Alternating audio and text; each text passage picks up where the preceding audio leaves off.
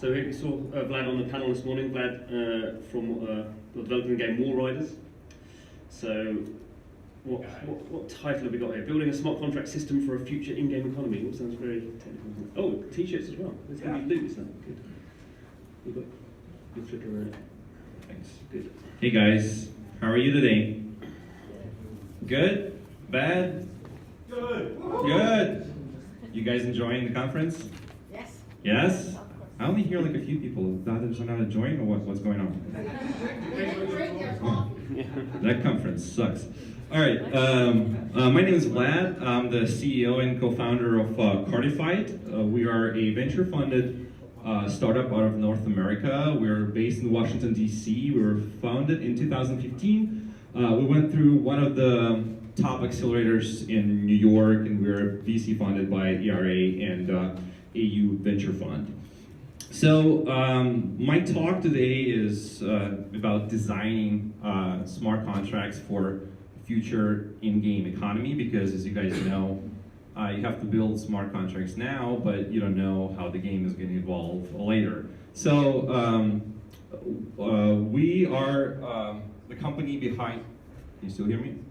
Yeah, we're the company behind War Riders, which is the first MMO game of mining cryptocurrency and blowing up cars. So today I'm gonna introduce you to our game, show you our cinematic game trailer. Then I'll talk about building our experience, designing smart contracts for our game and what was our thinking process, and give you some tips on that. And then at the end, I'll show you the pre-alpha gameplay trailer that we recently released to get you excited about our game, hopefully. Before I show you the trailer, this is our team briefly. It's boring stuff, no one cares. All right, so without any further ado, War Riders. Our world was green and beautiful. And now, it's just sand and salt. In this chaos, humanity has been pushed to near extinction and struggling to survive. All the memories I have left are filled with the sounds of roaring engines, the smell of gunpowder, and gun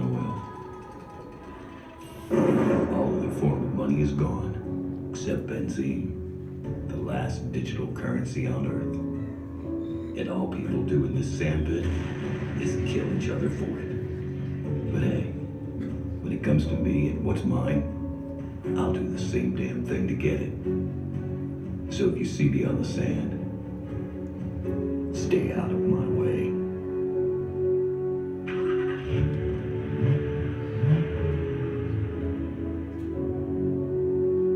All right, that's our game. So help me understand how much you guys know about blockchain gaming.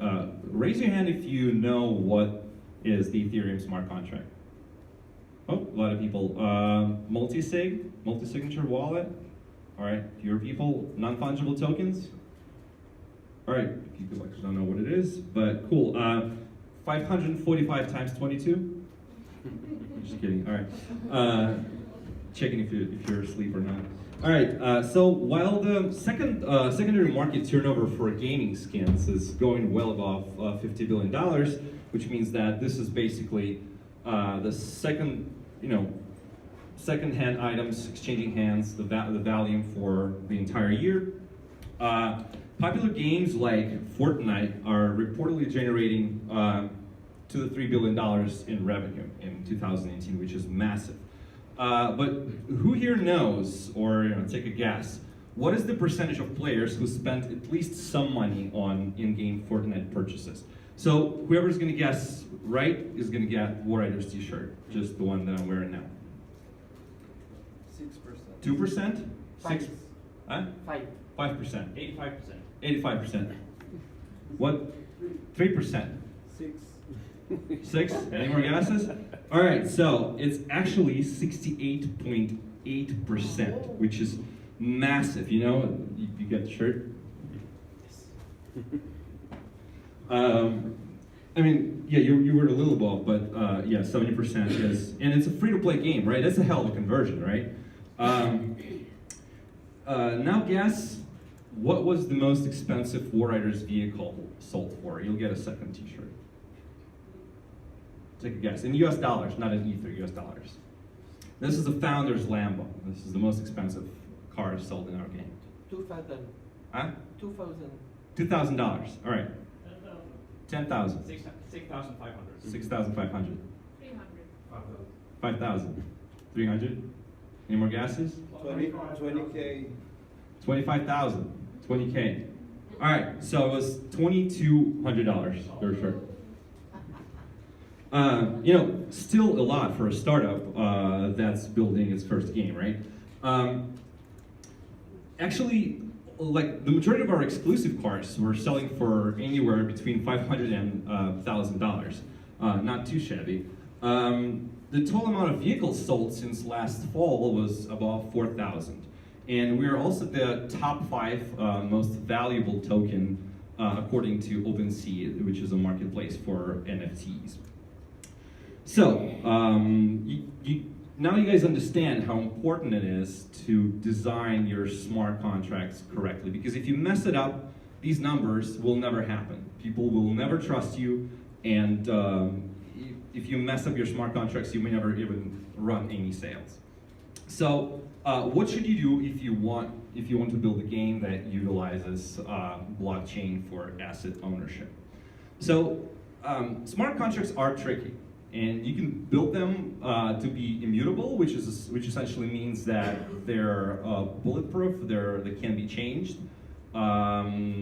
Developers don't have the ability to alter it in any case, and you can make them upgradable. You can install things like Zeppelin OS and upgrade your contracts whenever you want, essentially. And I'm not really going to go into details, into technical details about Zeppelin OS and how to do these things because that's kind of beyond the scope of this talk. I can't really fit everything in 15 minutes.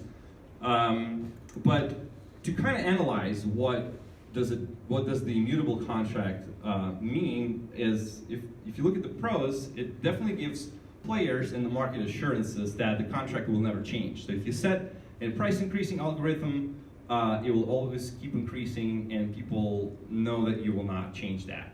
But the cons is definitely that you can't evolve with the market. You can't. If tomorrow something happens, you'll be stuck with the contract that you have.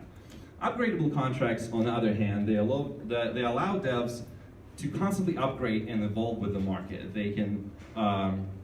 You can introduce new features and new technology, so on and so forth. But the cons of it is does not give people certain assurances that you will really operate according to the terms of the contract, because developers can upgrade it, change it at any time.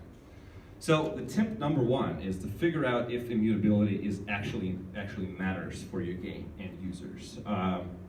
And you can just simply ask them, and you can figure out for yourself whether it truly matters. And if it doesn't, go with upgradable contracts.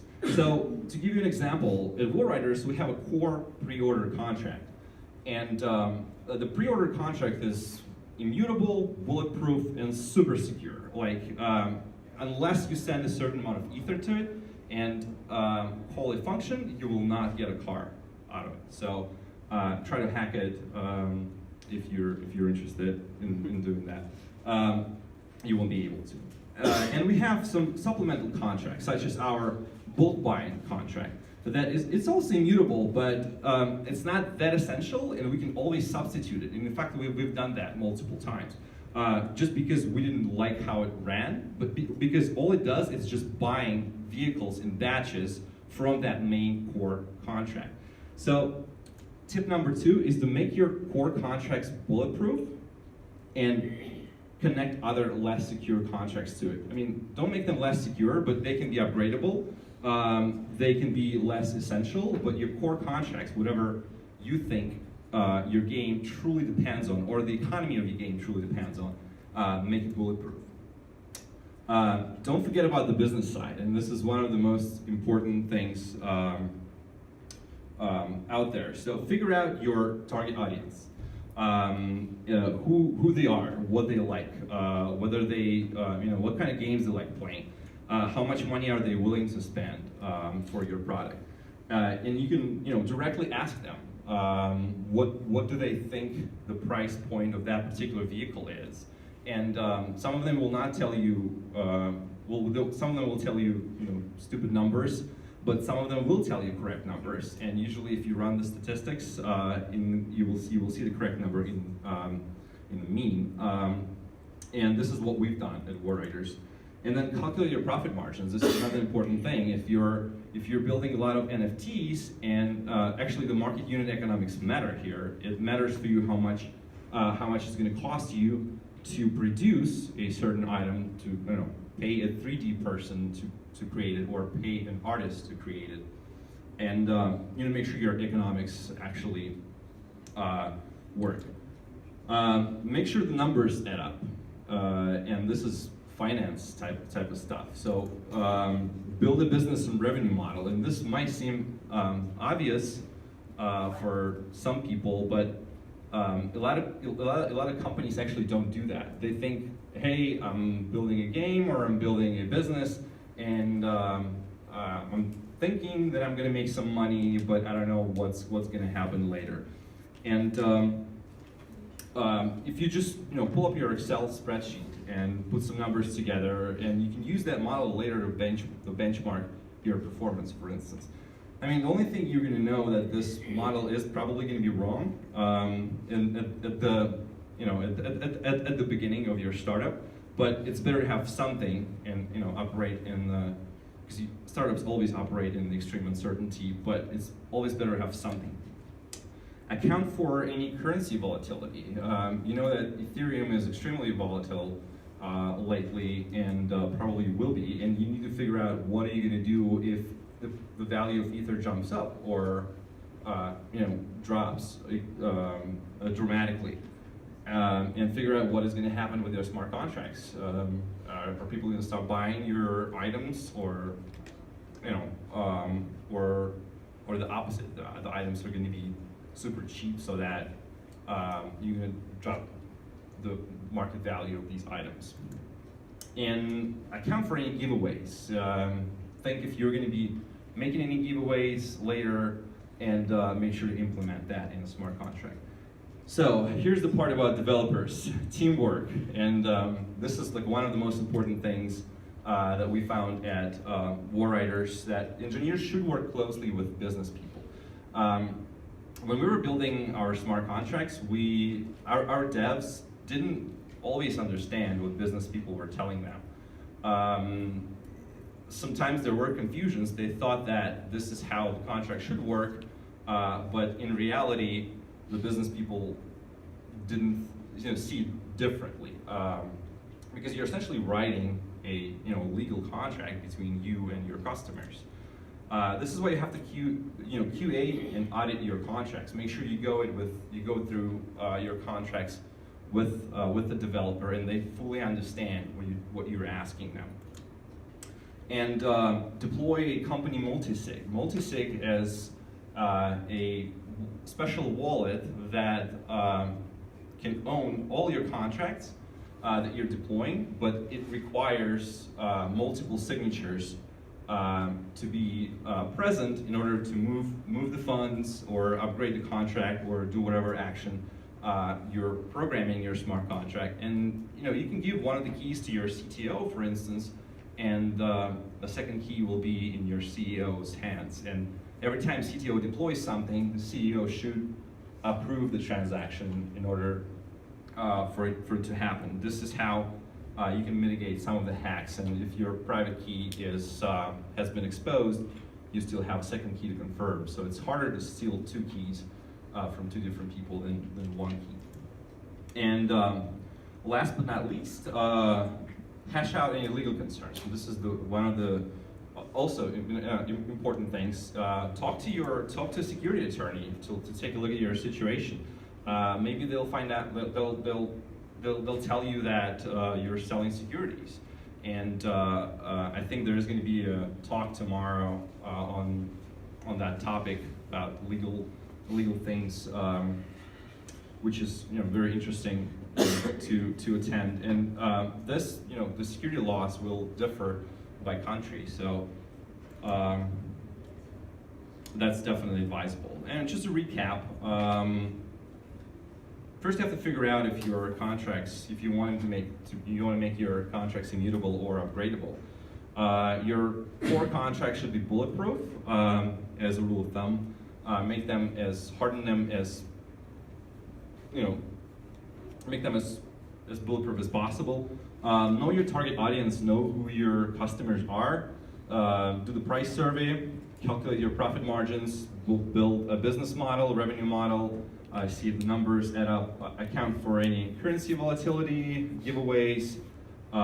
Engineers should always work with business people, QA and audit your contracts, deploy a company multisig, and always look out for any legal problems that can potentially arise. So I think this is it for the boring stuff, and now I'm going to show you the gameplay trailer, and after that I'll take some questions. Hey cowboy, mine or die today. I'm thirsty for some BCM. Roger that, Slim.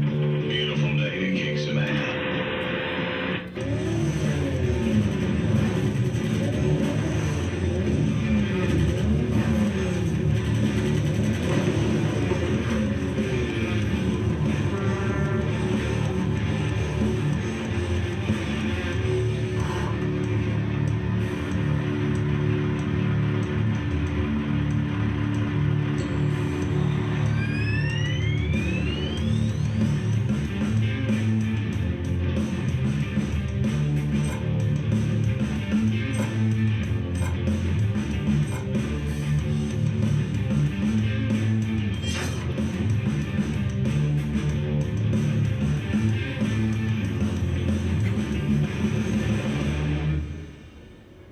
So keep in mind that it's pre-alpha. It's the first gameplay video that we released. So we're still pre-selling vehicles. If you want to get your ride, you can go to warriders.com and click pre-order cars. There's still some cars left. Most of the all the rare ones are pretty much sold out, but there's still a few ones.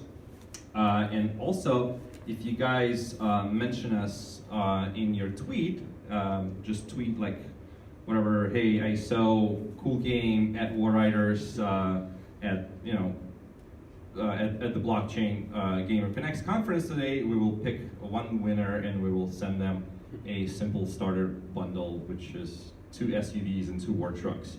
So just pull up your Twitter and just do at Warriders, and we'll pick one of you. And if you want to email me any follow-up questions, here's my email, vlad@cardify.com. Feel free to email me at any time. Yeah, I'll take your questions.